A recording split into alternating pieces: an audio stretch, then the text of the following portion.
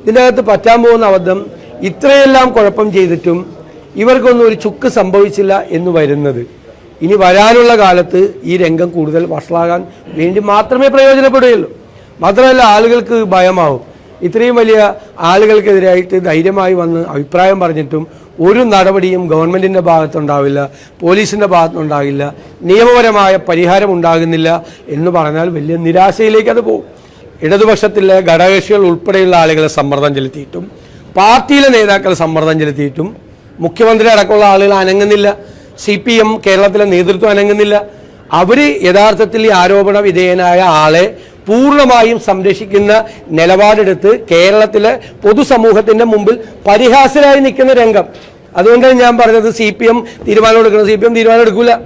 ഇവരെ സംരക്ഷിക്കുന്ന മുഖ്യമന്ത്രിയുടെ നേതൃത്വത്തിലുള്ള വലിയൊരു സംഘം CPM-ൽ പ്രവർത്തിക്കുന്നുണ്ട്. ഇവർക്ക് പൂർണ്ണമായ സംരക്ഷണം കൊടുക്കുന്ന ഒരു പവർ ഗ്രൂപ്പ്. അതിലെ അവിടെ വൃന്ദാകാരാട്ടിന് എന്ത് കാര്യം, അവിടെ ആനി രാധയ്ക്ക് എന്ത് കാര്യം, ബിനോയ് വിശ്വത്തിന് എന്ത് കാര്യം? അവർ ദുർബലരാണ്. താങ്കൾ സൂചിപ്പിച്ചതുപോലെ പവർ ഗ്രൂപ്പ് മുഖ്യമന്ത്രിയുടെ നേതൃത്വത്തിലാണ്.